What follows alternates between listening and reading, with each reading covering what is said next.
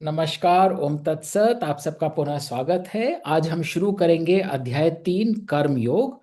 पर उससे पहले अध्याय 2 सांख्य योग में जो बहुत ही प्रोफाउंड नगेट्स थे, कुछ ऐसे हमारे को पर्ल्स ऑफ विजडम मिले जो हमें सदैव अपने अंदर बसा लेने हैं। यह बात सिर्फ इस जीवन की नहीं है, हमारे संस्कारों में चले जाना है वह ज्ञान कि हाँ, हमने कभी जब गीता का अध्ययन किया था तो हमें यह पता चला था कि सत्य क्या है, असत्य क्या है, या हमें पता चला था कर्म क्या है, हमारा अधिकार क्षेत्र क्या है।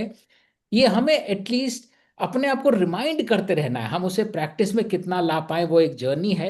डिपेंडिंग करता है हम कब शुरू कर रहे हैं और हमारे अब आगे इस जीवन में कैसी परिस्थितियां आती हैं। हो सकता है ऐसी परिस्थितियां आए और ये बहुत संभव है। ऐसे मिरेकल्स होते हैं इस अध्ययन को करने के बाद कि जिनको हम पहले समस्याएं समझते थे वो अब समस्याएं हम कहें आती नहीं है ही नहीं। सिचुएशंस वही हैं, स्थितियां वही हैं, पर पहले वो हमें विचलित करती थी, हमारे लिए समस्या बन जाती थी। अब वही सिचुएशन हमें विचलित नहीं करती, हमारे लिए समस्या नहीं बनती। इस तरह से गीता जो है समस्याओं का निदान करती है। ऐसा नहीं है कि गीता जो है हमारी समस्याएं दूर कर देती है। हम जिसको समस्या समझते हैं वह भेद दूर कर देती है। अब जो मनुष्य या जो व्यक्ति पहले हमें सताता था या जिससे हम दुखी होते थे, अब हम उससे दुख नहीं होता। व्यक्ति वही है, वो हमारे परिवेश में है, भोजन वही है, संग वही है, अमीरी गरीबी वही है, लेकिन हमारा पर्सपेक्टिव जो बदल जाता है ना, वो हमारे सुख और दुख को ग्रहण करने की क्षमता में चेंज लाता है। हम किसको सुख समझते और चिपक जाते हैं, हम किसको दुख समझते और उससे भागने लगते हैं, हमारी वह स्थिति बदल जाती है। तो कुछ नगेट जो हैं, आइए इनको दोबारा से स्मरण करते हैं कि कैसे हमें सदैव याद रखना है कि सत्य तो यही है। पहला है, नासतो विद्यते भावे ना भावो विद्यते सत। कभी भी हमें टेम्पटेशन हो छोटा सा झूठ बोलने की, कई बार होता है, किसी पार्टी में गए, किसी से मिलने गए हैं, अब जल्दी निकलना है लेकिन सकुचा रहे हैं, नहीं नहीं लोग क्या समझेंगे, अरे अभी आए अभी चल दिए। तो हम झूठ, नहीं नहीं कहीं जाना है, कुछ काम है, नहीं नहीं किसी से मिलने जाना है। सत्य यह हमें पता है कि हमें किसी से मिलने नहीं जाना, हमें शायद अपने घर में जाना है, हमें घर का वातावरण अच्छा लग रहा है, हमें इस पार्टी में ज्यादा देर नहीं रुकना। तो हमें अंदर से वह स्ट्रेंथ लानी है। नहीं नहीं हो गया, पार्टी एंजॉय करिए, आप लोग करिए, बहुत अच्छी थी, हमने भी बहुत आनंद उठाया, अब हमें जाना है। बजाय इसके कि हम छोटा सा कोई बहाना बनाए, बहाना भी चाहे कितना छोटा सा क्यों ना हो, झूठ झूठ ही होता है। असत्य का कोई आकार नहीं होता। जितना हम छोटे छोटे झूठों को बहाना समझ के, एक्सक्यूज समझ के जस्टिफाई करेंगे, वो हमारा थ्रेशोल्ड बढ़ जाएगा। इसमें क्या है, ये तो छोटा सा झूठ है। कब वो छोटा सा झूठ बड़ा बन जाए, वो हमारा नियंत्रण नहीं रहता। तो हमें पहली चीज क्या याद रखनी है, जीवन में से असत्य, एटलीस्ट जो हम जानते हैं उस असत्य को भगा देना है। जो हम नहीं जानते वो धीरे धीरे हमारी अवेयरनेस बढ़ेगी, तो हमें पता चलेगा अरे ये शरीर भी असत्य है। अभी तक हम इस शरीर को देखभाल कर रहे थे, इसको सजा रहे थे, इसको पहना रहे थे, इसको खिला रहे थे, जबकि सजाना किसे है, अपने आत्म को, खिलाना किसे है, अपने आत्म को, और संवारना किसे है, अपने आत्म को। और ध्यान हमारा सारा शरीर पे था। तो ये एक लेवल ऑफ सत्य है, जब हम इंटरलाइज कर लेंगे, शरीर की तरफ से हमारा ध्यान ही हट जाएगा। जो आसक्ति जाती है ना, कैसे जाती है, ये ड्रेस तो बड़ी अच्छी लग रही है, बहुत मन कर रहा है दुकान में से खरीदने का। जब यह सत्य अंदर चला जाएगा, ये ड्रेस आपके शरीर को ही सजा सकती है, आत्म को नहीं। अपने आप उसकी तरफ का आकर्षण चला जाएगा। तो ये हमें याद रखना है। हम सबके सत्य अलग अलग हैं, ये भी जरूरी है। जरूरी नहीं there is one absolute truth. जो मेरे लिए सत्य है वो आपके लिए हो सकता है असत्य हो। लेकिन आपको जो सत्य लग रहा है उस सत्य के रास्ते पे चले। जो आपको असत्य लग रहा है, जिसका आपको पता है ये असत्य है, ये सही नहीं है, उसको कभी भी उस तरफ आकर्षित ना हो। फिर आता है, नैनम छिंदंती शस्त्राणि नैनम दहति पावक न चैनम क्लेदयन्त्यापो न शोषति मारुतः। ये मेरा आत्म है। और हमने सांख्य योग के रूब्रिक में सबसे पहले बताया आत्म में क्या क्या है, हमारा मन, बुद्धि, अहंकार, पुरुष, प्रकृति, हमारा सत्व, रजस, तमस, गुण, ये सब हमारा आत्म है। इस आत्मा को कोई शस्त्र नहीं काट सकता, कोई अग्नि नहीं जला सकती, कोई जल नहीं भिगो सकता, कोई हवा नहीं सुखा सकती। तो जैसा हम बनाएंगे वैसा छप जाएगा, वैसा ही हमारा जन्म जन्मांतर तक ये आत्म हमें लेकर जाएगा। तो इसलिए हमें इस आत्म की रक्षा करनी है, इस आत्म पे धब्बा नहीं आने देना है। इस आत्म में ऐसा नहीं हो सकता एक कोने में धब्बा आ गया तो हमने उसे काट दिया और हमने बाकी बोला नहीं ये 90% कितना साफ है, देखिए यहाँ तो कोई धब्बा है ही नहीं। तो जो हमने काटा है उसे हम काट नहीं सकते। हम उसका प्रूफ जला भी नहीं सकते कि हमने छोटा सा जला दिया, कोई चीज हमारा राज था, हमने कागज पे लिखा हुआ था जला दिया। आत्म के ऊपर आप उस आत्म को भौतिकता से छू ही नहीं सकते। तो ये सत्य भी हमें याद रखना है। और फिर जो बहुत गूढ़ और बहुत ही पॉपुलर श्लोक है गीता का, कर्मण्येवाधिकारस्ते माँ फलेषु कदाचन, कभी भी फल पे अधिकार है ऐसा सोचो भी मत। तुम्हारा अधिकार सिर्फ अपने कर्म पर है। माँ कर्म फल हेतुर्भुर्मा ते संगो तत्व कर्मणि। और कभी भी आसक्ति के कारण साथ बिठाकर कर्म ना करने के लिए तैयार ना हो कि इसमें क्या है, इसमें तो मुझे कुछ नहीं मिल रहा, मैं ये कर्म नहीं करूंगा या करूंगी।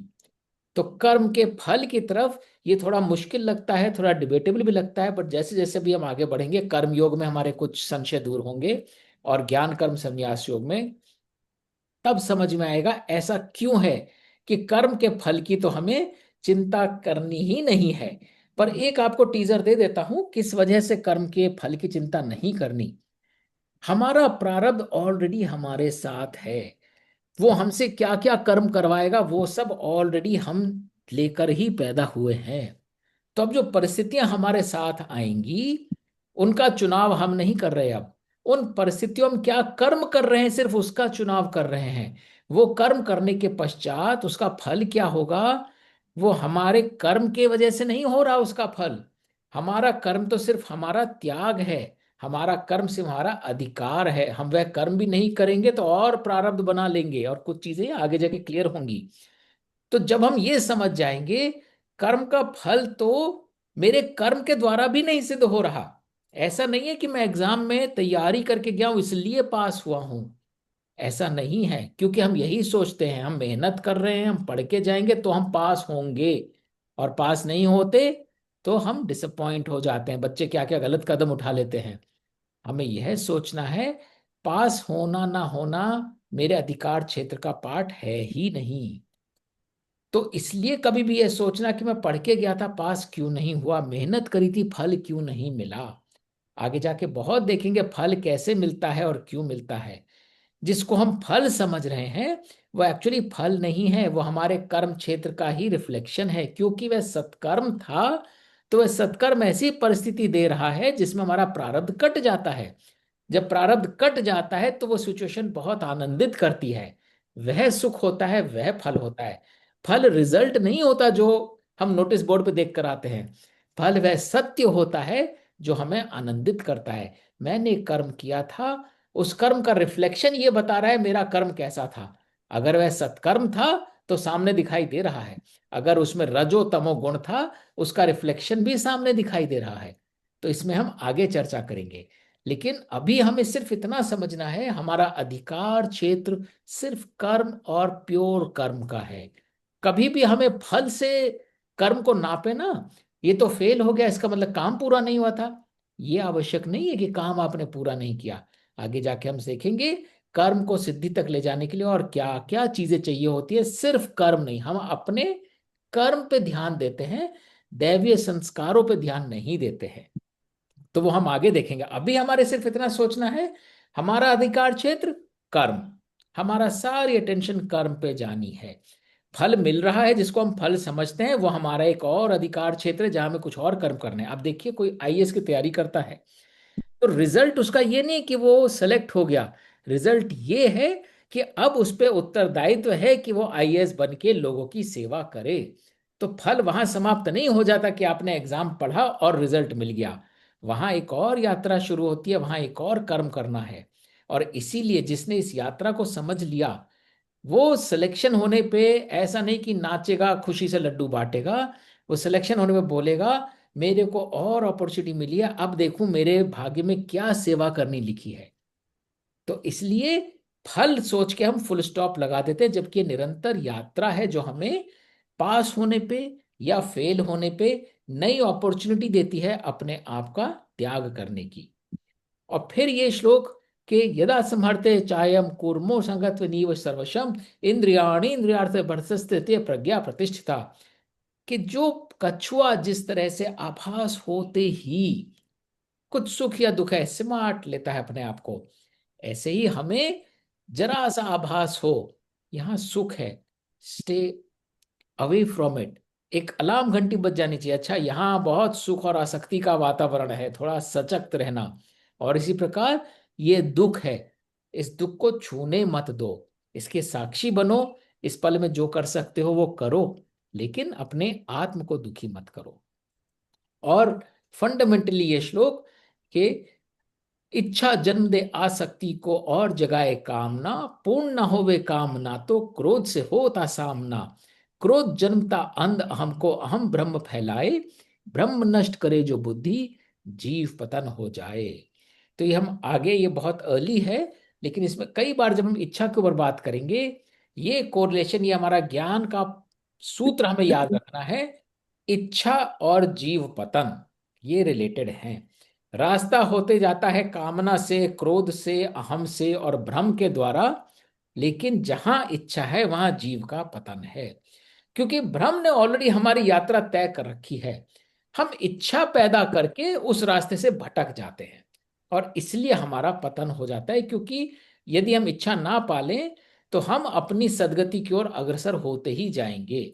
इच्छा का अर्थ ही है कि मैं हूं तो मेरी इच्छा है, तो वो अहम जब तक नष्ट नहीं होगा हम मुक्ति नहीं प्राप्त कर सकते। तो ये था क्विक रिकैप। क्या किसी को कोई फंडामेंटल डाउट है या कुछ संदेह है, कोई चीज समझ में नहीं आई है? वेरी क्विकली, डिस्कशन हम एंड में करेंगे, लेकिन आपका प्रश्न अभी ले सकते हैं और आपके विचार अभी ले सकते हैं बिफोर स्टार्टिंग कर्मयोग। अविनाश जी, मैंने इसको सुना था अच्छी तरह। हम्म। और आपकी एक बात मुझे बहुत ही अच्छी लगी। उसको कोशिश करूंगी मैं कि मैं भी इसको कर सकूं। कि जैसे आपने कहा कि जब हमारी इच्छा उत्पन्न होती है तो हम उसमें अपने मैं को निकाल दें कि मुझे ये चाहिए या मैं इसको भोगूं या मुझे ये अच्छा लगता है। तो पर इतना आसान नहीं होता कई बार। जैसे मैं छोटा सा ही उदाहरण लूं, मान लीजिए घर घर में अगर गाजर का हलवा बन रहा है और हमें पसंद है, तो हमें लगता है कि अच्छा आज तो गाजर का हलवा में बन रहा है, वो खाएंगे। तो वो ये अच्छी बात है कि हम उसको अपने लिए ना सोचें। बट एक छोटी सी चीज में मुझे ये लगता है कि उसको कैसे अपने आप को उससे अलग करें या कैसे अपने आप को उसमें आसक्ति या इंटरेस्ट ना लें। इसके हम ये जरूर बात करेंगे at the okay. End of the session, will pick it up. ठीक। बट ये ठीक। बहुत रेलेवेंट थॉट है कि छोटी छोटी चीजें हैं, इच्छाएं तो हम घिरे हुए हैं इच्छाओं से, तो कहाँ शुरुआत करें और कहाँ, और इच्छाओं में बड़ी इच्छा को पहले अटैक करें या छोटी इच्छा को शुरुआत कहाँ से करें? ओ, तो will will talk oh, about it. जी ठीक। Anybody else has any other thought? चलिए फिर शुरू करते हैं कर्म योग। तो अभी सांख्य योग में कृष्ण ने बताया कि अपने इन सगे संबंधियों का शोक करने का तो कोई औचित्य है ही नहीं, क्योंकि ऐसा कोई समय था ही नहीं जब ये नहीं थे, और ऐसा होगा भी नहीं जब ये नहीं होंगे। क्योंकि जिसे तुम ये द्रोण और भीष्म समझ रहे हो, ये तो इनका सिर्फ शरीर है, इनकी आत्म तो निरंतर जीवन जीती आ रही है, और जीव तो वही है जिसका कोई हानि नहीं कर सकता है। और इसलिए तुम अपने कर्म पे फोकस करो, इस पे मत सोचो मैं ये कर्म करूंगा तो फल क्या निकलेगा, मैं जीतूंगा, ये मरेंगे, मुझे स्वर्ग मिलेगा, पाप मिलेगा। फल की चिंता करना तुम्हारा काम नहीं है। उसी को आगे ले जाते हुए कृष्ण जो अर्जुन को कर्मयोग का महत्व बताते हैं, वो राग द्वेष और काम क्रोध जैसे शत्रुओं से अवगत कराते हैं। और कर्म यज्ञ वृष्टि अन्न और सृष्टि चक्र, ये बहुत ही इंपॉर्टेंट साइकिल के बारे में हम आज जानेंगे, जिससे हमें पता चलेगा हमारा फोकस तो सिर्फ कर्म पे था, और कर्म होती है हम फल फल फल फल करने लगते हैं। कर्म के आगे तो पूरी हमें साइकिल में जाना है, कर्म से यज्ञ, यज्ञ से वृष्टि, वृष्टि से अन्न, अन्न से सृष्टि। इस साइकिल का पार्ट होते हुए जब हम वापस कर्म पे पहुंचते हैं, तो चाइनीज विस्पर की तरह पता चलता है कि हमारा कर्म कितना वापस हमारे तक आया है। जैसे चाइनीज विस्पर, हम किसी कान में कुछ बोलते हैं और 25 लोग जब एक दूसरे को पास ऑन करते हैं तो वापस कुछ और ही नया सेंटेंस हमें सुनने को मिलता है। तो इसी प्रकार हम जैसा कर्म करते हैं उसमें कितनी आसक्ति है, ये एक और नगेट है कि आसक्ति जीव का पतन कैसे करती है और आसक्ति क्यों नहीं अच्छी है। जितना उस कर्म में कर्म फल के प्रति हमारा विचार होगा या कर्म में आसक्ति होगी, उतना वो यज्ञ में कन्वर्ट नहीं होगा। तो ये साइकिल की बात हम समझेंगे, कैसे कर्म यज्ञ वृष्टि अन्न सृष्टि वापस वो सृष्टि में कर्म बन के हमारे पास लौटता है। और कृष्ण बोलते हैं कि मनुष्य जीव में संसार में जन्म लेते ही कर्म से बंध जाता है, किंतु उसी जीव को कर्म से बंधे हुए उसके फल से नहीं बंधना है। तो ये हम बात करते हैं इसमें अध्याय में, बहुत ही इंटरेस्टिंग अध्याय है ये, कर्म योग। कर्म के साथ योग कैसे स्थापित करते हैं, इसका सारांश सारा यही है। हमारा योग, हमारा अलाइनमेंट, हमारा अटैचमेंट किसके साथ होना चाहिए? कर्म के साथ। इसलिए यह कर्म योग है, इसमें कर्म फल योग नहीं लिखा हुआ।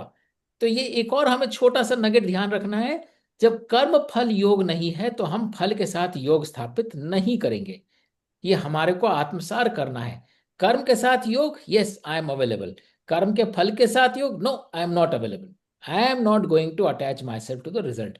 Tell me what is a work to be done, I am available, I will attach myself to any work that is required. तो ये कर्म योग हमें याद रखना है, इसमें कहीं फल नहीं है।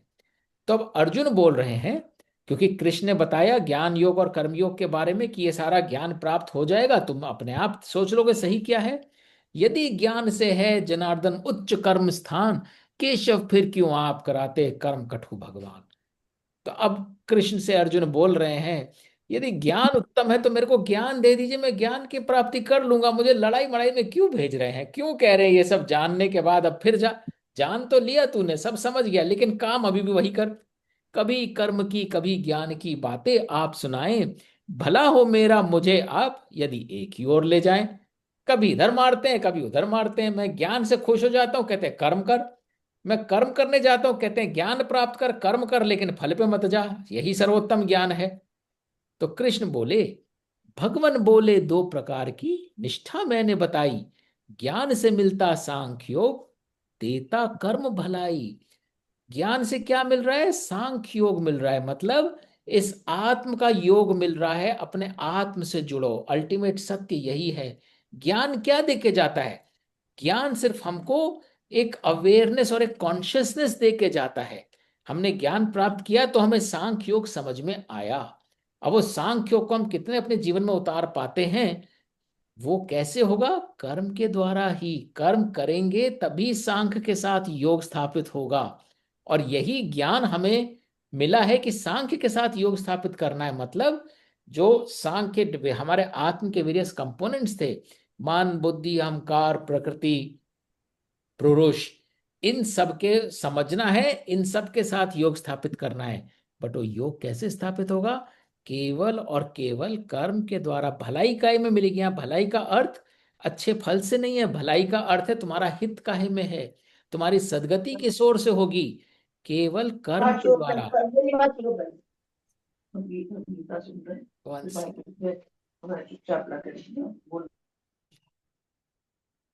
तुम्हारी भलाई केवल और केवल कर्म के द्वारा मिलती है। ज्ञान से हमें अवेयरनेस तो आ सकती है, बट अवेयरनेस के बाद भी हम अगर कर्म नहीं करते तो वह कर्म हमको किसी भलाई की ओर नहीं ले जाएगा।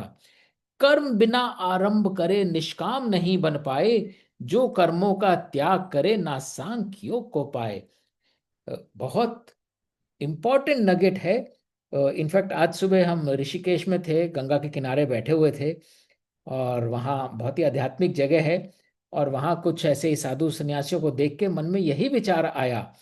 इनमें से बहुत सारे साधु सन्यासी हैं जो गृहस्थ जीवन त्याग के अपना इधर उधर कुछ भी कर रहे हैं, लेकिन बहुत सारे ऐसे हैं जिनको देख के लगता है ये सिर्फ बेगिंग कर रहे हैं और कुछ नहीं कर रहे हैं। तो कर्म बिना आरंभ करे निष्काम नहीं बन पाए। निष्काम का अर्थ ये नहीं होता आपने काम नहीं किया, निष्काम का अर्थ होता है आपने कामना नहीं रखी कर्म के साथ। और जिसने कर्मों का त्याग कर दिया वो सांख्यों को नहीं प्राप्त कर सकता। सांख्य के साथ योग स्थापित करने के लिए कर्मों का त्याग नहीं कर सकते आप। तो अगर आप साधु सन्यासी भी बन गए, भौतिक रूप से आपने शायद संसार त्याग दिया हो, आप निठल्ले एक जगह बैठकर त्याग इधर उधर नहीं ताक सकते, आपको कुछ ना कुछ कर्म तो करना ही है अपनी सदगति के लिए। कोई किसी अवस्था में ना बिना कर्म जी पाए, जीव जन्म के होते ही कर्म जाल बंध जाए। जैसे ही हम जन्म लेते हैं, कर्म का बंधन हमें पकड़ लेता है, हमारे लिए स्थितियां उत्पन्न करेगा कि हम बहुत स्थितियों में तरह तरह के कर्म करें। हम कर्म करते हैं कि नहीं करते, ये हमारा चुनाव है। बट बिना कर्म करे हम अपने आप को योगी नहीं बोल सकते।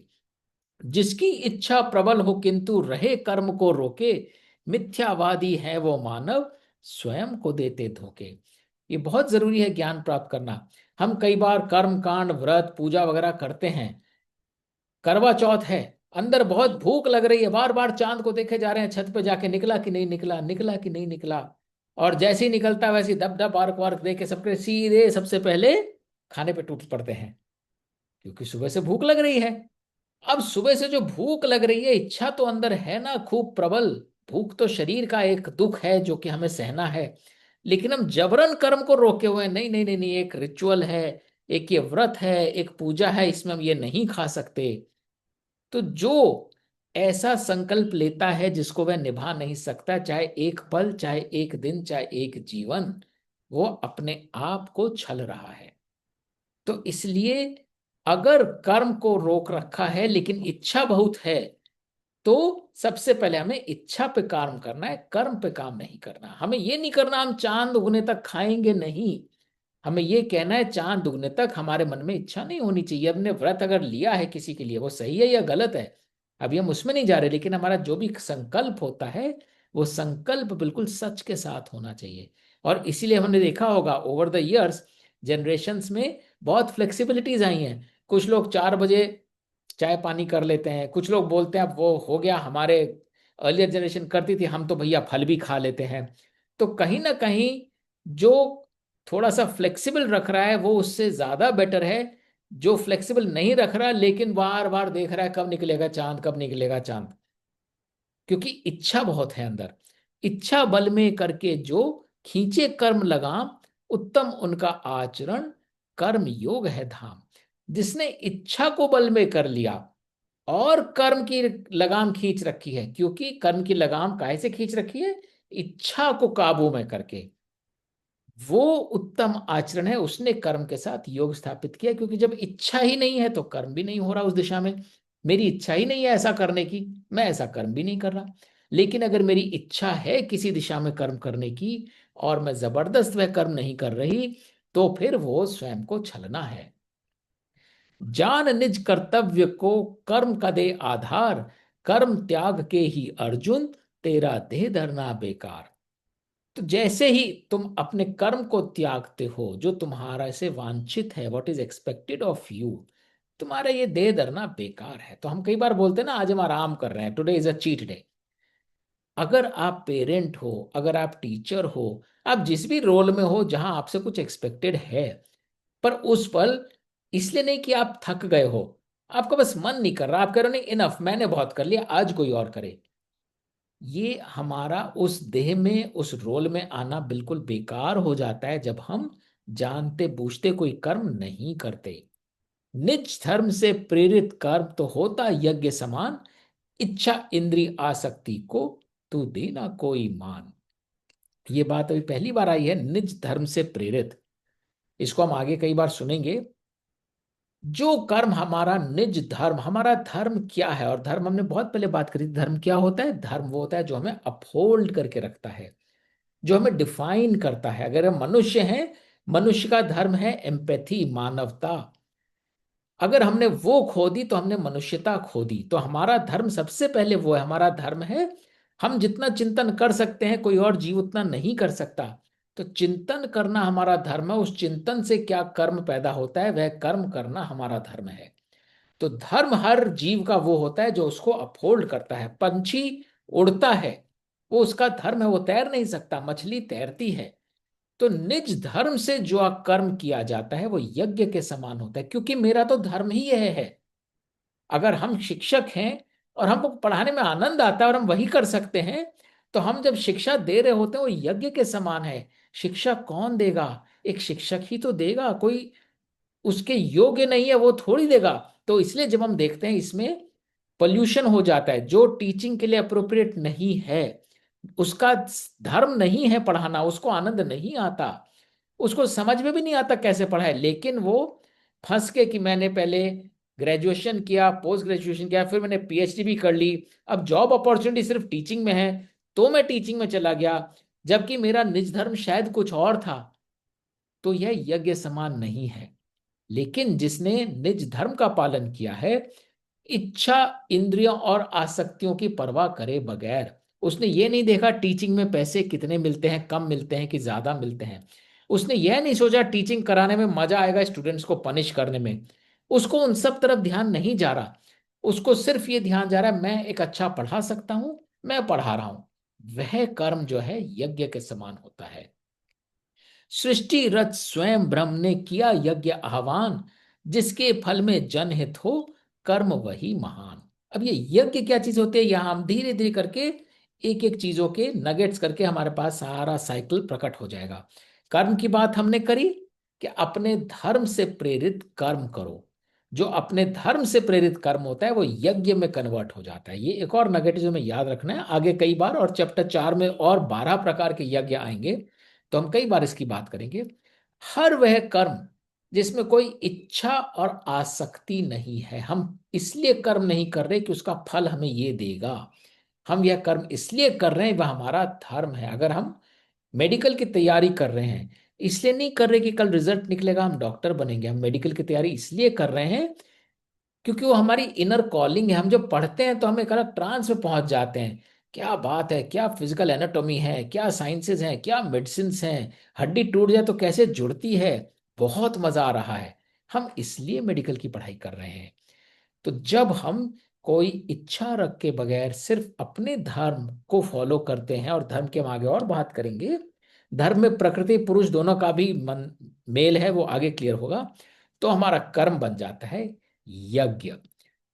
और उस यज्ञ में जनहित होना चाहिए, तभी वह कर्म यज्ञ में होता है। अगर उसमें जनहित के बजाय स्वयं का हित आ गया, स्वार्थ आ गया, स्व अर्थ आ गया, तो वह कर्म यज्ञ में ट्रांसफॉर्म नहीं होगा। जीवन यज्ञ में कर्म आहुति करती देव प्रसन्न, देव कृपा से ऊर्जित होता परम पुण्य उत्पन्न। तो जितना हमने कर्म में स्वयं की आहुति दी है, अपनी इच्छाओं की आहुति दी है, अपनी आसक्तियों की आहुति दी है, उतना वो यज्ञ जो है प्रज्वलित होता है, उतना वो तेजस्वी होता है। उस यज्ञ की पोटेंसी, अब हम यज्ञ को समझेंगे यज्ञ का क्या मतलब है, पर जितना हमने अपने आप को झोंक दिया उतना वो पावरफुल बनेगा। कर्म यज्ञ से बिन मांगे ही मिले देव वरदान, बिना कर्म का फल जो भोगे, चोरी एक समान।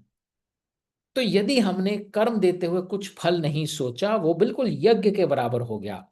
और यदि हमने कोई ऐसा फल भोग दिया जिसका हमने तो काम किया ही नहीं था, हम बोले अरे ये तो क्रेडिट मिल गया यार, मैंने तो किया ही नहीं था, वो एक प्रकार की चोरी है। तो एक एंड ऑफ स्पेक्ट्रम पे यज्ञ है, जिसमें एक एक सांस भी हमने लिया, वो भी यज्ञ के करीब है, क्योंकि वो सांस हमने इसलिए नहीं ली कि हम जीवित रहें, वो सांस हमने इसलिए लिया क्योंकि हम कुछ सेवा कर रहे हैं। वह एक एक सांस यज्ञ बन जाती है। और वह एक एक सांस जो हमने बिना कर्म के कुछ फल लाने के लिए की है, वो एक उधार करी हुई चोरी की सांस है। योगी यज्ञ और पुरोहित मुक्त हो अपने पापों से, भोगी केवल घिरा रहे रोग और अभिशापों से। तो योगी, अग्नि और पुरोहित, ये सारी उपासनाएं हैं, उपमाएं हैं, जिसने अपने बारे में नहीं सोचा, जिसने कर्म के साथ योग स्थापित कर लिया, जिसने यज्ञ के साथ योग स्थापित कर लिया, जिसने ज्ञान के साथ अपना योग स्थापित कर लिया, वो सब तरह के पापों से मुक्त होगा, पाप कर ही नहीं पाएगा। लेकिन जो भोग रहा है, भोगी तो वही होता है जो कहता मुझे क्या मिला, मिला मतलब फल, जिसका सारा ध्यान फल पे चला गया, वो रोग और अभिशापों से घिरा रहेगा। कर्म से जन्मे यज्ञ है पावन, यज्ञ जन्मते वृष्टि, वृष्टि जन्मे अन्न, और अन्न से सारी सृष्टि। अब इसको समझते हैं। कर्म और यज्ञ हमने एक्सप्लेन किया, कैसे purest and the purest act results in yajna. Yajna is nothing but huge potency and power, power to do what, यज्ञ जनते वृष्टि। फिजिकल फॉर्म में बोला जाता है, जितना हम हवन यज्ञ करते हैं वो सारा धुआं आकाश तक जाता है और उससे बारिश होती है। बोलते हैं ना, इंद्रदेव कैसे प्रसन्न होते हैं, यज्ञ करेंगे फिर वर्षा होगी। पर यहाँ पे वर्ष वृष्टि is not just physical rain, वृष्टि इज प्रेसिपिटेशन। हमारे मन में कितनी उथल पुथल मचती रहती है, कहते हैं ना, मन शांत कैसे हो, चिर शांत कैसे हो, आसक्ति कैसे जाए। जब हम कर्म में त्याग का तड़का डाल देते हैं तो यज्ञ बनता है। जब यज्ञ हुआ, हमारा हर कर्म यज्ञ बन गया, तो हम प्रेसिपिटेट हो जाते हैं, दैट इज वृष्टि। फिर हमारा मन इधर उधर नहीं भागता। हम क्या बोलते हैं, मैंने अपना कर्म कर लिया, मैं एक टीचर हूं, आज मैंने पढ़ाया। उसमें कुछ स्टूडेंट पे फेल होंगे, कुछ पास होंगे, कुछ उत्पात मचा रहे थे, कुछ ध्यान से पढ़ रहे थे, मेरे को चिंता नहीं है, मैं पढ़ा के घर आ गया, आई एम सेटल्ड। और इसी तरह यज्ञ जन्मते वृष्टि। तो जो सृष्टि को आगे चलाती है, जो बारिश, बारिश भी क्या करती है, बारिश सारे रिसोर्सेज को आसमान से सब नीचे गिरा देती है, सारी धूल जो होती है वातावरण की सेटल कर जाती है। तुम्हारे मन की सारी धूल जो है वो सेटल कर जाती है, मन हमारा एकाग्र हो जाता है, एक स्थिर हो जाता है। वृष्टि जन्मे अन्न। और जब हम सेटल्ड होंगे, प्रेसिपिटेटेड होंगे, तभी हम कुछ रिसोर्स जनरेट कर पाएंगे। क्योंकि जब तक हम प्रेसिपिटेटेड नहीं थे, चार तरफ कर्म कर रहे थे, आईएएस भी दे रहे हैं, मेडिकल भी दे रहे हैं, इंजीनियरिंग भी दे रहे हैं, हर चीज से कर रहे हैं, लेकिन फल नहीं मिल रहा, तो हम उथल पुथल मची हुई है, हम रिसोर्सफुल भी नहीं हो पा रहे, हम प्रोडक्टिव नहीं हो पा रहे। लेकिन जैसे ही हमने आउटकम का ना छोड़ के अपने ऊपर ध्यान दिया, हु एम आई, मैं हूं कौन, किस लिए बना हूं, अच्छा मैं शिक्षक हूं, अच्छा मैं होम मेकर हूं, अच्छा मैं पेंटर हूं, अच्छा मैं और कुछ नहीं, मैं सिर्फ चिंतन कर सकता हूं, लेट मी जस्ट मेडिटेट, या मैं रिसर्चर हूं। जैसे ही हम अपने आत्म को पहचान कर इसलिए कुछ कर्म नहीं करते कि उसमें से मिलना क्या है, बल्कि इसलिए कर्म करते हैं कि वो मुझे सुख और शांति मिलती है वो कर्म करके, मैं उसी लिए बना हूं या बनी हूं, तो हम सेटल्ड हो जाते हैं। जब सेटल्ड हो जाते हैं तब हम प्रोडक्टिव हो जाते हैं। वृष्टि जन्मे अन्न, और अन्न से सारी सृष्टि। और जब हम रिसोर्सफुल और प्रोडक्टिव हो जाते हैं, उससे हम कितने और रिसोर्सेस, कितने और प्रोडक्टिव माइंड्स को जन्म देते हैं, सारी सृष्टि उसी का परिणाम है। तो ये श्लोक जो है बहुत प्रोफाउंड है, इसको कई तरह से हम इंटरप्रेट कर सकते हैं। अगर हम हमारे मन में उथल पुथल है, तो हम 10 जगह हाथ डालेंगे। हमको चाहिए कहीं से 50 लाख बन जाए, हम थोड़ा स्टॉक मार्केट में भी डालेंगे, थोड़ा सोना भी खरीदेंगे, थोड़ा किसी को लोन भी दे देंगे इंटरेस्ट पे, और हम हमेशा देखेंगे कहाँ से कितना आ रहा, कहाँ से कितना आ रहा, कहाँ से कितना आ रहा। और जब हमको रिटर्न्स मिलेंगे, तो हम उस रिटर्न को अपने लिए सोचेंगे, मुझे कितना रिटर्न मिला, अरे मैंने तो 15% पाया, मैं तो 30% सोच रहा था। सारा ध्यान मिलने के ऊपर है, देने के ऊपर नहीं है। तो हम वो इंटरेस्ट अर्न करके भी प्रोडक्टिव नहीं हो रहे, हम कंज्यूमर हो रहे हैं, हम भोगी हो रहे हैं। भोगी केवल घिरा रहे रोग और अभिशापों से। और आज की दुनिया में सबसे बड़ा अभिशाप क्या है, स्ट्रेस। और स्ट्रेस कहाँ से आ रहा है, रिजल्ट की वजह से आ रहा है। कर्म के ऊपर फोकस करने के बजाय आउटकम पे जब फोकस रहता है, तो हम भोगी बन जाते हैं और स्ट्रेस होता है, रिजल्ट आया कि नहीं आया, रिजल्ट आया कि नहीं आया, हम प्रोडक्टिव नहीं हैं। और जब हम प्रोडक्टिव नहीं होते, तो हम जिनके संपर्क में आते हैं वो भी प्रोडक्टिव नहीं होते, क्योंकि अब हम स्ट्रेस में हैं। हम घर में घूम रहे हैं, दिन में 4 बार अखबार टटोल घेरते हैं, ऐप खोल के देखते हैं कितना रिटर्न जनरेट हुआ, सोना कितना उछला, ये रियल एस्टेट में डाला था, किराया कितना आया। तो जो हमारे संपर्क में जो आता है, हम उसकी एनर्जी भी खींच लेते हैं। तो हमारे इर्द गिर्द सृष्टि कैसी बन जाती है, टॉक्सिक बन जाती है। इसके ठीक विपरीत, यदि हमने एक ऐसा कर्म किया है जिसमें फल की हमें रत्ती भर चिंता है ही नहीं, हमारा विचार है ही नहीं, क्योंकि हमने अध्याय 2 का श्लोक याद कर लिया, मेरा अधिकार क्षेत्र कर्म का है, फल का है ही नहीं, मैं फल की नहीं सोच सकती। अब कर्म किया, नेकी कर दरिया में डाल, कर्म जैसे ही करके मैंने फल का छोड़ना बंद कर दिया, शांति से बैठा हूं और प्रेसिपिटेटेड हूं, सेटल्ड हूं। अब सोच रहा हूं आगे क्या कर सकता हूं, तो उससे बनते हैं रिसोर्सेज। अब मैं हुआ प्रोडक्टिव। और जब मैं प्रोडक्टिव हुआ अपने लिए नहीं, जनहित के लिए, तो और मैंने सृष्टि पैदा करी, और ऐसे लोग जो कुछ कुछ अपने आप को प्रोडक्टिव बना सकें, जो लोग अपने आप को कर्म कर सकें, त्याग कर सकें। तो ये जो साइकिल है, कर्म से यज्ञ, यज्ञ से वृष्टि, वृष्टि से अन्न और अन्न से सृष्टि, उस सृष्टि में जो मैंने बीज बोया था, मेरा कर्म का जो बीज था, वही वापस प्रारब्ध बन के मेरे पास आएगा। कई बार आपने महसूस किया होगा, आप किसी पार्टी में गए हैं, किसी रूम में बैठे हैं, सब लोग गंभीर हैं या स्ट्रेस्ड आउट हैं, मुंह लटका के बैठे हैं, या बहुत हीटेड डिस्कशन हो रहा है, और आप शांत हैं, आप मुस्कुराते हुए घुसते हैं, अचानक माहौल बदल जाता है, सब लोग मुस्कुराने लगते हैं, और जब वो मुस्कुराने लगते हैं तो उनकी पॉजिटिविटी आपको भी इन्फ्लुएंस करती है। तो आपके इर्द गिर्द आगे भी श्लोक आएगा कि जैसी हमारी मनोस्थिति होती है वैसी परिस्थिति होती है, और विभूति योग में और क्षेत्र क्षेत्र में भी आगे ये बात आएगी कि संसार बिल्कुल हमारे भाव को रिफ्लेक्ट करता है। तो कर्म हमारे भावों का बीज है, सॉरी, कर्म में हमारे भाव जो है बीज का काम करते हैं, हमारा भाव जो है वो बीज है कि कर्म कैसा पैदा होगा। जैसा कर्म पैदा होगा, हमारी इर्द गिर्द की सृष्टि वैसी बनेगी। उसके वेरियस स्टेप्स होंगे, कर्म से यज्ञ, यज्ञ से वृष्टि, वृष्टि से अन्न, अन्न से सृष्टि। वेद प्रकटते ब्रह्म के द्वारा, कर्म वेद से जन्मे, ब्रह्म बसा हर क्रम में, सृष्टि के कण कण में।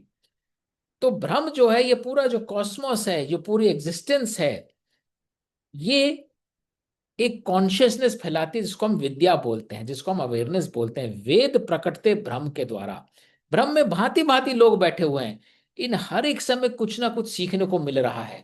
हमारी कॉन्शियसनेस जो है लिवेट हो सकती है हर अच्छी या बुरी चीज को देख देख के। इसलिए हम चेरी पिकिंग नहीं कर सकते कि ब्रह्म में सिर्फ अच्छे लोगों के पास बैठना है, बुरे की तरफ देखना भी नहीं है। जिसे हम बुरा समझ रहे हैं वो भी हमें बहुत कुछ सिखा के जाता है। तो ये ब्रह्म के, हमें विद्या प्राप्त करने का, वेद ज्ञान प्राप्त करने के बहुत मौके मिलते हैं। कर्म वेद से जन्मे, और जब हम विद्या प्राप्त कर लेते हैं, कॉन्शियसनेस एलिवेट कर लेते हैं, उससे हमारा कर्म उत्पन्न होता है। और कर्म कैसा उत्पन्न होगा, वो हमारी इच्छा पे डिपेंड करता है, उसमें हमने कितना इच्छा का घोल डाल रखा है।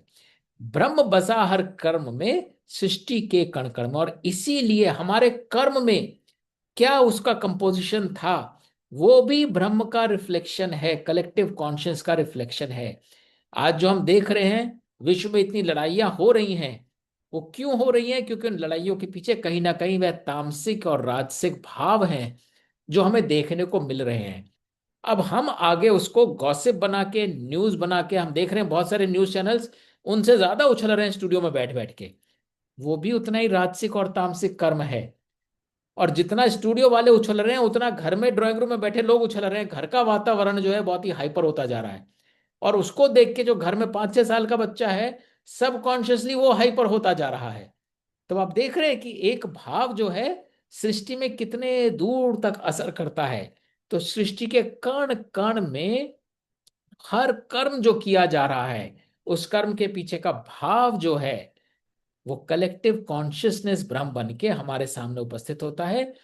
हमारा प्रारब्ध बन के आता है। हमारा कर्तव्य सिर्फ इतना बनता है, उस प्रारब्ध में हम क्या त्याग कर सकते हैं। कर्म यज्ञ वृष्टि अनुसृष्टि चक्र को जो झुठलाए, ऐसा भोगी विलासी मानव जीवन व्यर्थ बिताए।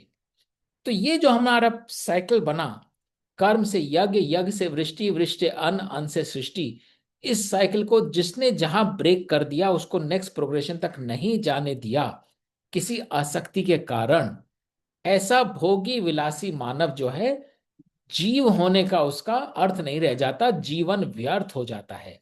क्योंकि कर्म अगर यज्ञ में नहीं बदला, क्यों नहीं बदला? क्योंकि कर्म में कहीं ना कहीं आसक्ति थी। 100% कर्म के बजाय 95% कर्म था, 5% रिजल्ट था भाव में। और 5 नहीं, अगर 50 है तो ऑलरेडी वो कर्म जो है यज्ञ में नहीं कन्वर्ट हो सकता, या यज्ञ तक तो पहुंचा, यज्ञ से वृष्टि नहीं हुई। क्योंकि यज्ञ में डालने के बाद भी हम सोच रहे हैं काम तो कर दिया, अब रिजल्ट कब निकलेगा, तो वो प्रेसिपिटेट नहीं हुआ।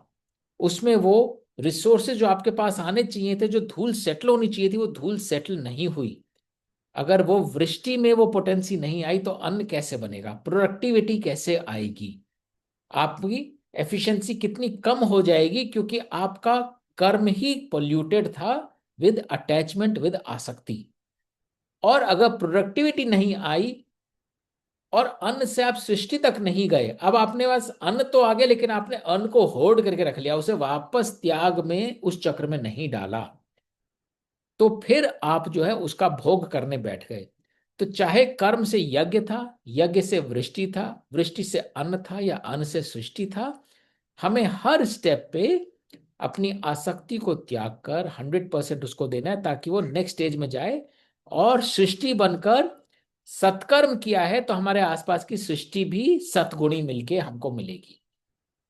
तो ये थोड़ा सा इस पे रिफ्लेक्ट करेंगे। अभी मैं पॉज देता हूँ, रश्मि जी ने भी एक प्रश्न पूछा था, उसका भी आंसर करेंगे, और ये क्योंकि थोड़ा सा प्रोफाउंड था, इसमें किसी को डाउट हो, या फिर इससे पहले जो हमने बोला कि कर्म का त्याग करने के लिए सांख्योग नहीं हो सकता, कर्म को तो हमें करना ही है, बिना कर्म के हम जीवित रह ही नहीं सकते। और इसलिए जो सन्यासी है, उसे कर्म का त्याग नहीं करना है, कर्म के फल का त्याग करना है। तो I take a pause here. I'll first address Rashmi ji question and then we'll continue. उन्होंने कहा अब घर में हलवा बनता है, अच्छा तो लगता ही है भाई, हलवा खाएं, क्यों नहीं खाएं। अब उस आसक्ति को कैसे त्यागें। तो पहली चीज, हलवा खाने में कोई अपराध नहीं है, हलवा अच्छे लगने में भी कोई अपराध नहीं है। आसक्ति कहाँ पैदा होती है, जहां पे अगर हलवा नहीं मिला, खाते खाते कुछ ऐसी परिस्थिति नहीं मिला और मन अटकेगा, अरे आज हलवा बना था, खाने को ही नहीं मिला, वो भाव आसक्ति है। हमारे इर्द गिर्द बहुत सारे हलवे हैं, बहुत सारी चीजें हैं, जीवन है तो सारी चीजें रहेंगी हमारे साथ।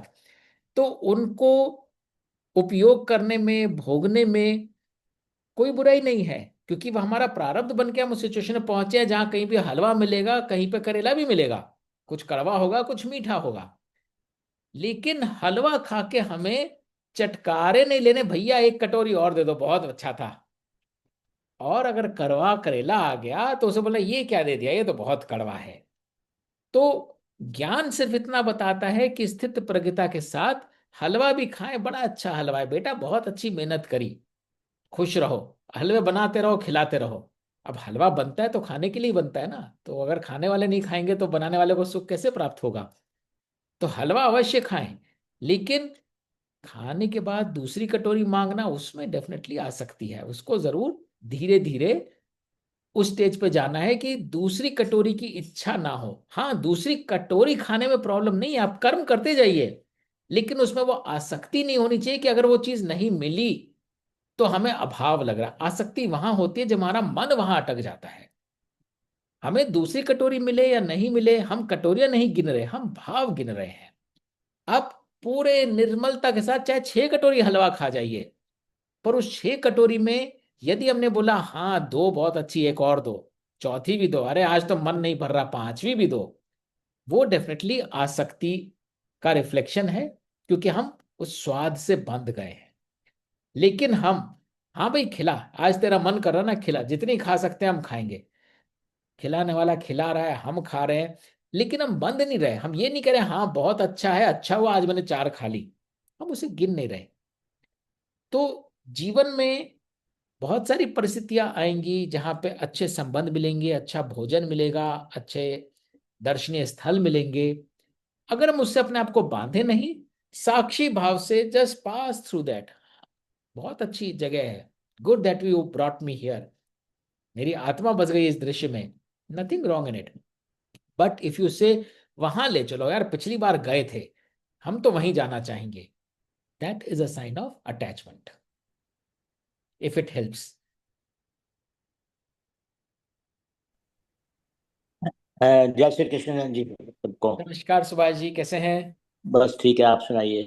ये बहुत आप यज्ञ के बारे में बोला है, अगर यज्ञ को हम त्याग भावना से कुछ भी करें तो जी, दैट आल्सो कॉज, बिल्कुल 100%। क्योंकि त्याग भावना से जो भी करेंगे उसमें भी इच्छा भी खत्म हो जाती है हमारी, कुछ भी चीज नहीं रहती। बिल्कुल, यज्ञ तो नाम ही त्याग का है। जब हमने त्याग भावना से कर्म करो। अपना अहम त्याग दिया, हम कर्म पे फोकस है हमारा, हम कर्म के लिए पैदा हुए, हम ये कर्म कर सकते हैं, हम कर्म कर रहे हैं, my entire focus is on, ये कर्म करा मैंने। अगेन मैं पे जोर नहीं है, कर्म पे जोर है। जब मैं कुछ हूं ही नहीं, कर्म है, तो यज्ञ बन जाता है। यज्ञ त्याग। और आपने एक वर्ड यूज किया, सुख और समृद्धि, आज कि हमको सुख और समृद्धि मिलती है, लेकिन सुख और समृद्धि में भी इच्छा आती है। देखिए, सुख और दुख अगेन हमारे क्वालिफायर्स हैं। किन परिस्थितियों में जब हम उससे अटैच हो जाते हैं, वो हमें अच्छा फील कराती है तो वो एक अटैचमेंट है, हम उसे सुख बोल देते हैं। और कोई परिस्थिति हमें अच्छा फील नहीं कराती, हम उसे दुख बोल देते हैं। वो भी लैक ऑफ गुडनेस का अटैचमेंट है, तो हम दुख से दूर रहते हैं।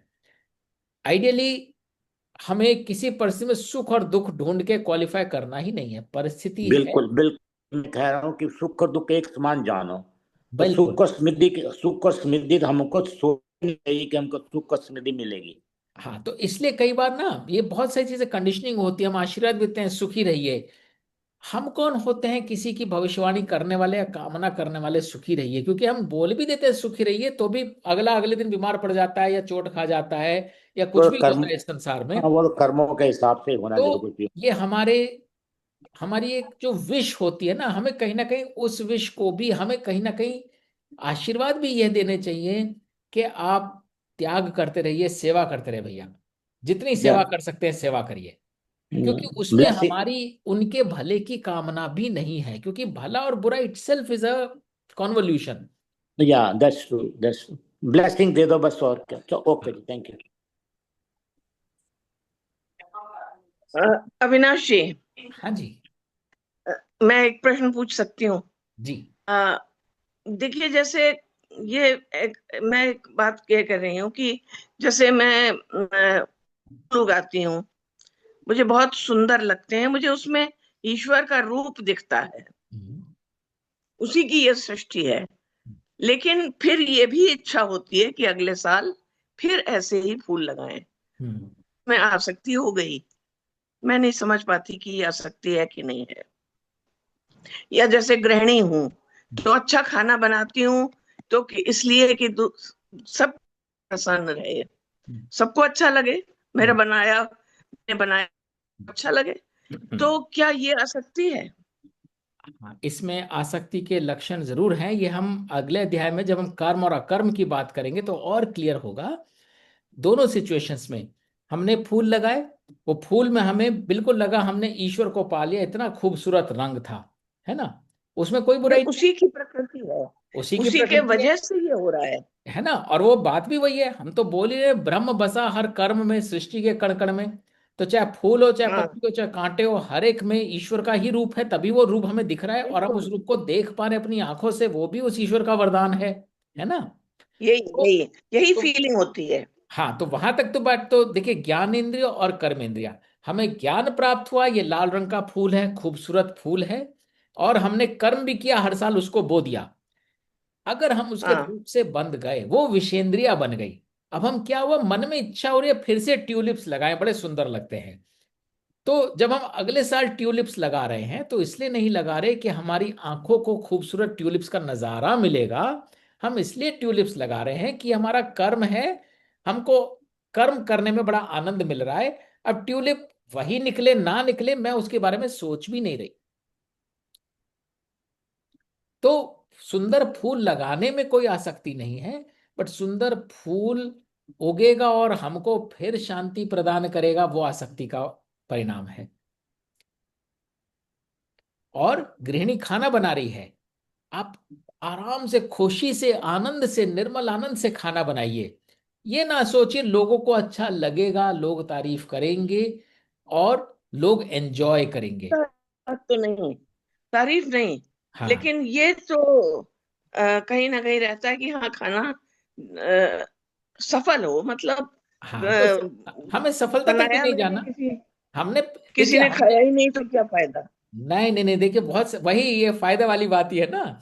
अगर किसी ने नहीं भी खाया, हमारा कर्म तक कई बार होता है, घर में खाना बनाते हैं, कुछ प्रोग्राम चेंज होता है, खाना बनाकर रखा रह जाता है ना? तो एक बार, कई बार होता हाँ। है, मन में लगता है अरे ये सारा खाना बेकार हो गया, इतनी मेहनत करी, अरे किसी ने खाया ही नहीं। वो उस दिन का हम्म। प्रारब्ध था, आपसे कर्म होना था और वो कर्म बनना था दूसरी तरफ, और वो खाना हो गया।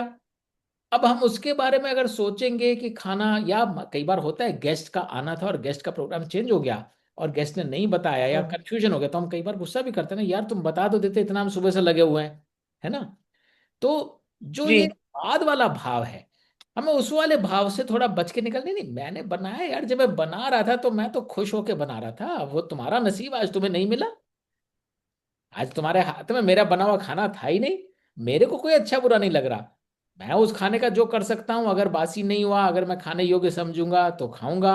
खाने योग्य नहीं है, वो खराब हो गया तो उसे फेंकना पड़ेगा। बट मैं खाने से अटैच नहीं हूं, मैं सेवा कर रहा था जब खाना बना रहा था तुम्हारे लिए। आप तुम्हारे हाथ में नहीं है, जब होगा तब दोबारा मिल जाएगा।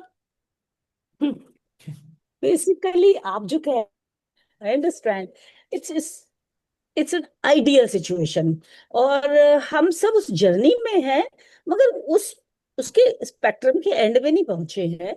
तो जो भी कीजिए उससे अपने को डिटैच रख के कीजिए कि भाई बस मुझे करना है और मैं कर रही हूँ। हालांकि प्रैक्टिकली हमारे आसपास के भी इस तरह का होता है कि हम लोग रिएक्ट कर जाते हैं। आई मीन वहां पे सेल्फ कंट्रोल बहुत बहुत जरूरी होता है। वो धीरे धीरे धीरे धीरे अप्लाई करके आता है। पर एकदम साथ एकदम रिएक्ट नहीं करना, वो ये जर्नी है। सीमा तो जी ने हाथ उठा रखा है, हम 1 मिनट में सुनते हैं। इसमें बस एक चीज मैं ऐड कर दूं, जो संध्या जी कह रही हैं, इसको इम्प्लीमेंट कैसे करें, प्रैक्टिकल कैसे करें। तो जब भी खाना बनाना शुरू करें ना, फल तक जाए ही नहीं, वो क्या वो मेरी अधिकार क्षेत्र है, नहीं। कर्म मेरा अधिकार क्षेत्र है। खूब खाना बनाऊंगी, मैं खुद बहुत कुकिंग करता हूँ। खूब खाना बनाऊंगा, ये भी बनाऊंगा, वो भी तर्क डालूंगा, खाना बन गया, मेरा काम हो गया। अब भगवान जी आएंगे और खाएंगे। हर आदमी भगवान का रूप है, भगवान को आना है, आएगा खाएगा, नहीं तो भगवान कहीं और बिजी है, भगवान कहीं और खाएगा। मैंने काम कर दिया, मेरा काम हो गया। मेरा काम खिलाने का नहीं है, मेरा काम बनाने का है। आज उससे बनवाना था, उसने बनवा लिया। बनवाता भी वही है, खिलवाता भी वही है। वो भेज देगा किसी को खाने, तो वो खा के चला जाएगा, जिसको भेजेगा उसके पेट में जाएगा। दाने दाने पे लिखा है खाने वाले का नाम। जहां तक मैं समझी हूँ, लाइक हमें ऐसा है कि we should accept the situation, जैसी सिचुएशन हाँ, आती है अगर उसको हम एक्सेप्ट कर लेते हैं बस तो बीच में कोई कंफ्यूजन आता ही नहीं दिमाग में। बस तो उसको इम्प्लीमेंट करने का, उस मोमेंट को जिए बस, और खाना खत्म। वो बोलते हैं ना, यूनिफॉर्म चेंज, स्कूल चेंज। अब कुक का काम खत्म। अब आप मदर हैं, आप दूसरे काम पर लगिए। आप वाइफ हैं, दूसरे काम पर लगे। आप डॉटर हैं, दूसरे काम पर लगिए। आप अपना दूसरा चोगा पहन लीजिए, दूसरा एक्ट शुरू हो गया। अब अकबर के बाद अगला एक्ट, अगर क्या बोलते हैं, वाइस रॉय का था, तो आप अकबर का डायलॉग नहीं बोल सकते वाइस रॉय की यूनिफॉर्म पहन के। तो उसके डायलॉग वहीं उस सीन के साथ ही खत्म करें। हाँ, असीमा जी कुछ कहना चाह रही हैं। कुछ नहीं है अविनाश जी, अगर समय हो तो मैं पूछूं। प्लीज बोलिए। अ, पहला तो ये है कि यज्ञ का जो मैं एक मेन एलिमेंट समझती हूँ, वो अग्नि का महसूस होता है। तो अगर हम अग्नि को इंटरप्रेट करें अपने जीवन में, तो how does one interpret, because हम लोग इसमें एक आया शब्द यज्ञनी करके, योगी और पुरोहित। आई गेस यज्ञनी somebody जो यज्ञ कंडक्ट करता होगा। हम्म। तो ना तो मैं योगी हूँ, ना यज्ञनी हूँ, पुरोहित हूँ, लेकिन कहीं मैं अग्नि से रिलेट कर सकती हूँ। तो अ, उस अग्नि को हम अपने जीवन में कैसे इंटरप्रेट करें, that is my first question. And there is one question which has been nagging me since the last session, is जब हम बात पुरुष और कॉन्शियसनेस की, तो बस मन में ये सवाल कि जो शुरू में रहा होगा, वो एक बिल्कुल ही स्टेराइल कॉन्शियसनेस रही होगी, बिल्कुल क्लीन। इस सब चीजों का क्या, why was this whole thing designed, like, ये अगर तो मैं इसको ओरिजिन ऑफ स्पीशीज के हिसाब से देखती हूँ तो कहीं समझ में आता है। हालांकि शुरुआत समझ में नहीं आती, लेकिन ओरिजिन ऑफ स्पीशीज समझ में आता है। लेकिन जब बात कॉन्शियसनेस की, पुरुष की, तो लगता है कि जो सर्वव्यापी है, उसने ये सारा खेल रचा क्यों, मतलब मुझे बनाया क्यों। जैसे एक एक बचपन से जी एक चीज कहा करते थे जिसका मुझ पर बड़ा प्रभाव हुआ। वो गालिब का शेर है कि न था कुछ तो खुदा कुछ ना होगा खुदा तो खुदा होता, हो। हम्म। डुबोया मुझको होने ने, न होता मैं तो क्या होता। तो मुझे इस बात पर ये मुझे पूछना था कि is there any reason, like आप ज्ञानी हैं तो ये सब क्यों रचा गया, ये पूरा लीला क्यों रची गई? हाँ, तो आई फर्स्ट आंसर फर्स्ट क्वेश्चन जो आपने बोला, यज्ञ और अग्नि का संबंध। तो इसमें अग्नि किधर आती है? देखिए, अग्नि एक वह दर्श तत्व है जो सब भस्म करने की क्षमता रखती है, जो ओवर पावर कर लेती है और स्वयं अपना ही तत्व जो है ऊपर रखती है।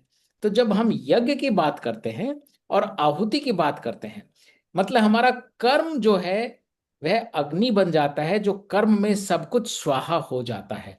हमारी सारी डिजायर्स, हमारे सारे अटैचमेंट्स, हमारे सारे पर्सपेक्टिव्स कर्म की अग्नि में स्वाहा हो जाते हैं। पूरी तरह से हम त्याग देते हैं हर एक भाव को और इच्छा को। तब जाके वह यज्ञ बनता है जिसमें कर्म की अग्नि होती है। वह अग्नि कहाँ है? वह अग्नि वह तत्व है जो शाश्वत है, अटल है, और जीवन में सिर्फ कर्म ही वह तत्व है जो शुरू से अंत तक रहता है। और उस कर्म का ही आगे हम देखेंगे कैसे प्रारब्ध बनता है। तो यदि आप यज्ञ को अग्नि से जोड़ते हैं तो उस अग्नि में कर्म का पर्सपेक्टिव यदि आप रखेंगे तो आपको ये मेटाफोरिकली और फिजिकली रिलेट कर पाएंगे। जिस तरह अग्नि में सब चीजें स्वाहा हो जाती हैं, इसलिए अंततः हमारे सभी भावों को कर्म में स्वाहा होना है। जब तक हम कर्म नहीं कर रहे, उन भावों का कोई अर्थ नहीं है। और अगर भावों के साथ कोई इच्छा भी आ रही है, उस इच्छा को भी कर्म में स्वाहा हो जाना है। ऐसा मैं समझता हूं, but I am happy to hear from others as well कि कर्म में जब यज्ञ में कन्वर्ट होता है तो जो त्याग की भावना है उसमें और अग्नि में क्या रिलेशन है? वह सारा त्याग जो है वह हमारी सारी इच्छाओं को स्वाहा करने के बाद ही त्याग बनता है और यज्ञ पर कन्वर्ट होता है।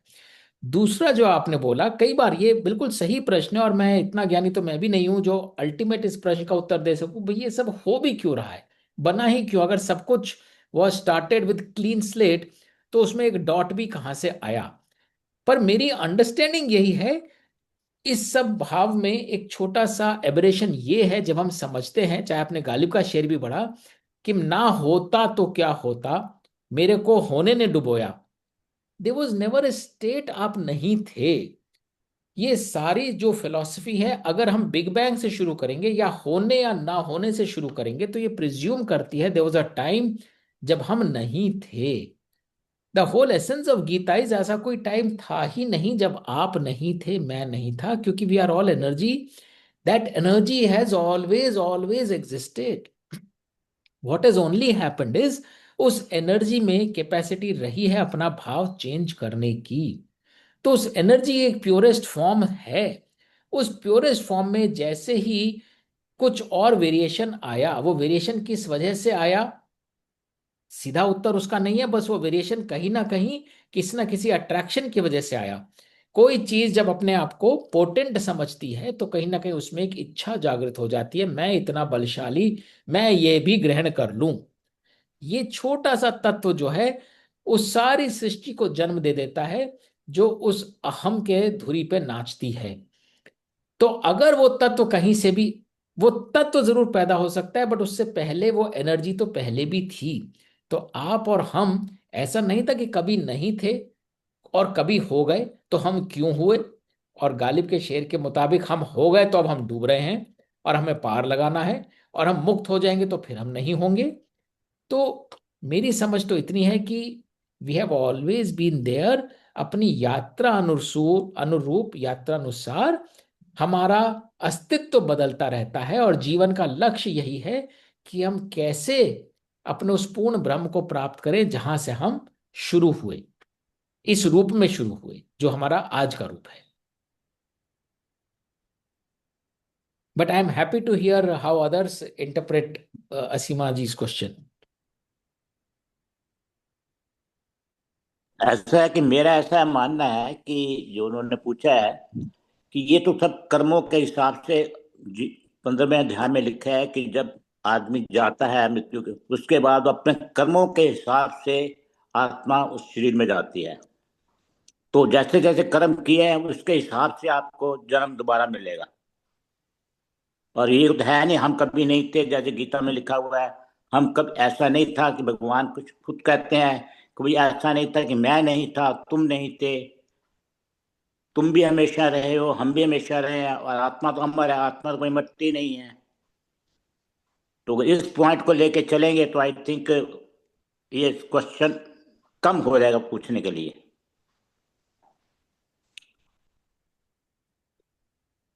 Asima ji, does it give you a sense of direction? May not have answered completely in full completeness, but does it resolve some part of Good evening, the? uncle. No, I have a feeling that these questions, they do keep coming up, and probably I'm not even looking for a resolution, but more of what you can say.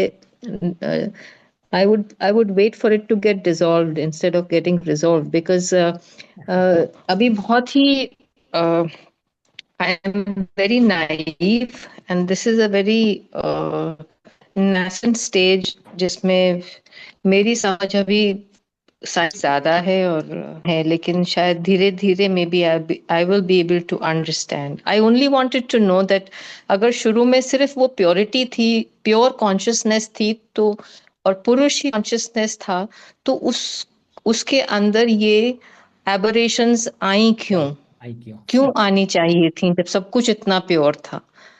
तो वो क्यों हुआ ऐसा? क्यों हम सब इस तरह हैं जैसे हम हैं? हम क्यों नहीं प्योर हैं? उसका आंसर छोटा सा मिलेगा। Ankit, I heard you, just give me 30 seconds. उसका आंसर बहुत छोटे से भाव में, हम चुपचाप बैठे हैं, अचानक एक इच्छा जन्म लेती है, चलो आज कुछ करके आते हैं, what ever it is, dress खरीद के आते हैं, हम, है ना। अब उस क्वेश्चन को आंसर करिए, वो थॉट कहाँ से आया। जैसे ही उस क्वेश्चन का आंसर मिलेगा, 1 मिनट पहले तो ये थॉट नहीं थी, ड्रेस खरीद के आते हैं, अब ये थॉट आ गई। तो जैसे ही आप इसको डिकोड कर पाएंगे कि वो पल क्या था कि वो इच्छा ने जन्म लिया, आप भ्रम के लिए भी उसको एक्सट्रापोलेट कर सकते हैं कि उस प्योर कॉन्शियस में किसकी कहाँ इच्छा जागृत हुई जिसने वो साइकिल शुरू कर दिया। अब देखिए ना, आपके मन में इच्छा आई, होते ही आपने ड्राइवर को बुलाया, आपने गाड़ी में पेट्रोल भराया, आप शॉप में पहुंच गए, आपने बार्गेनिंग करी, आप 6 जगह पहुंच गए, कितना साइकिल चल पड़ा, कितने इकोसिस्टम्स थ्राइव कर रहे हैं उसकी वजह से, एक छोटी सी इच्छा। अब आप आंसर करिए वो इच्छा क्यों आई। उससे पहले तो मन शांत था, प्योर था, पर एक इच्छा आई, चलो आज एक ड्रेस लेते हैं। तो जो हमारे अंतर चलता है, ब्रह्म में भी वही चल रहा है। दैट इटसेल्फ शोज कि शायद कंप्लीट प्योरिटी कभी भी नहीं थी, बट वो अवेयरनेस कॉस्मोस को भी है, कितना प्योर है कितना इम्प्योर है, इसलिए वो हर एक को प्योरिटी की तरफ धकेल रहा है। कॉस्मोस को ये अवेयरनेस है कि दिशा क्या है, बैलेंस क्या है। कॉस्मोस शायद कभी भी बैलेंस स्टेट में नहीं था, बट कॉस्मोस को हमेशा ये अवेयरनेस थी कि बैलेंस स्टेट क्या होती है। That is the only answer which kind of explains कि ये चक्र, हम काल को भी चक्र बोलते हैं ना, इट्स नॉट लीनियर, ये चक्र क्यों चल रहा है।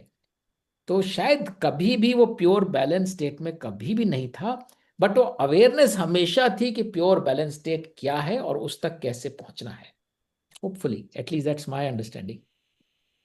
Yeah, this it sounds quite logical. Yeah.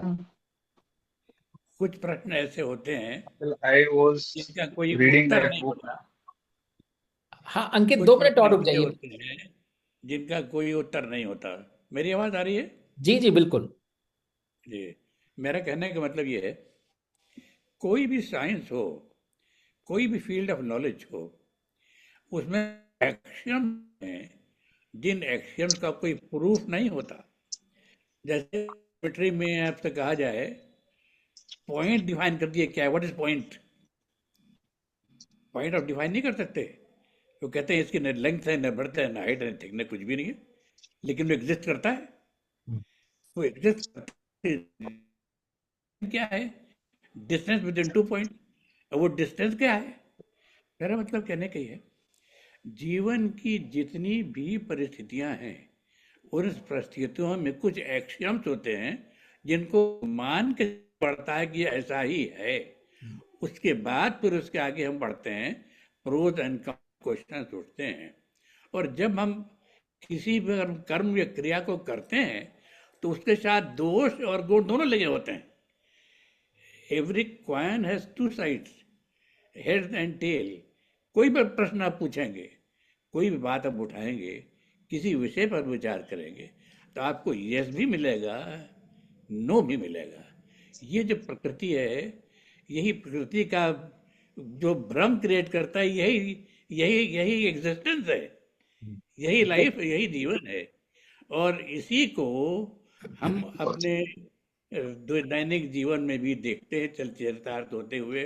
और उन्हीं के लिए गीता कह रही है कि भाई देखो, हम आपको सिंपल सोल्यूशन दे रहे हैं।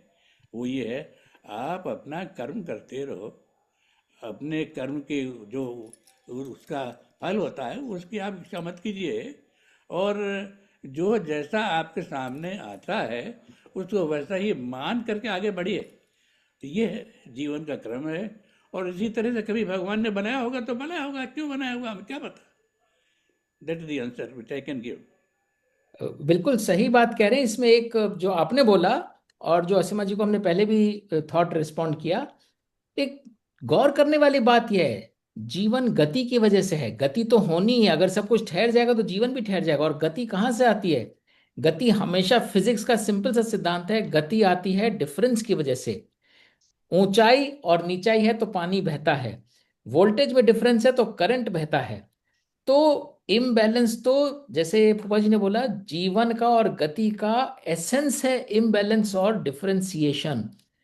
और उसको पाटना जीवन की गति है, जो हमेशा इस प्रयत्न में रहती है कि इसमें बैलेंस कैसे स्थापित हो। बट वो एक इकोसिस्टम का बैलेंस पूरे ब्रह्म का नहीं होता। जैसे ही एक इकोसिस्टम बैलेंस होता है, उसको अवेयरनेस हो जाती है अब उसकी बाउंड्री किधर है और आगे इम्बैलेंस किधर है।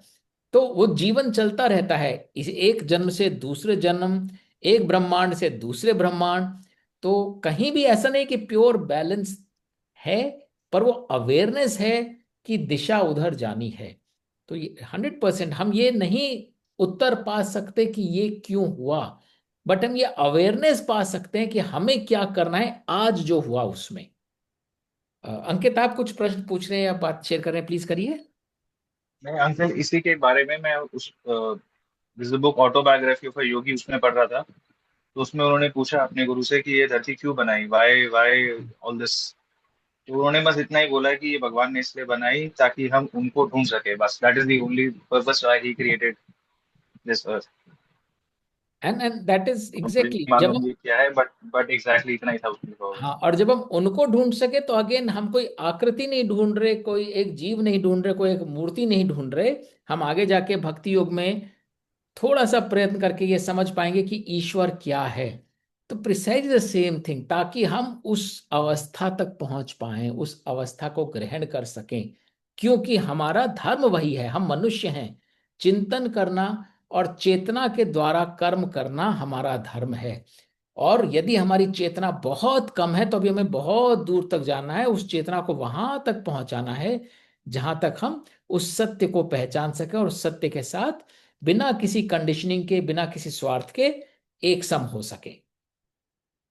तो अंटिल दैट हैपन्स, तो हमारे तो बहुत क्लियर रीजन है, हमें बहुत प्रकृति के शुरू तक नहीं जाना, हमें अपने शुरू तक जाने चले जाए वही बहुत है कि हम क्यों हैं और हमारा लक्ष्य क्या है। हम तो एक जीवन में इतना भटक जाते हैं, तो हमें तो अधिकार ही नहीं है पूरी सृष्टि का प्रश्न पूछने का। कम से कम इस जीवन में इस सत्य को ग्रहण कर पाए, उस सत्य को ग्रहण करके कर्म कर पाए, उसमें ही अनेकों जन्म की यात्रा रहेगी। And this is the beauty of these conversations कि हर बार जो नए प्रश्न उठते हैं, उन प्रश्नों को कैसे सुलझाया जाए, और अगर वो नहीं भी सुलझ रहे तो भी उस परिस्थिति में क्या कर जाए, ताकि हम, जैसे वही बात हो रही है, कर्म यज्ञ वृष्टि अन्न सृष्टि, हम आज अपने आप को कहाँ पाते हैं? कर्म करने की अवस्था में, यज्ञ करने की अवस्था में, वृष्टि करने की, अन्न पैदा करने की, या सृष्टि की? So we'll continue to talk about it. Anybody has any other thoughts?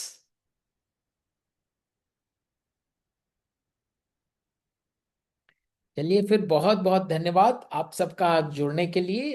इस कॉन्वर्सेशन को आगे वेरी गुड जारी सेशन, रखेंगे।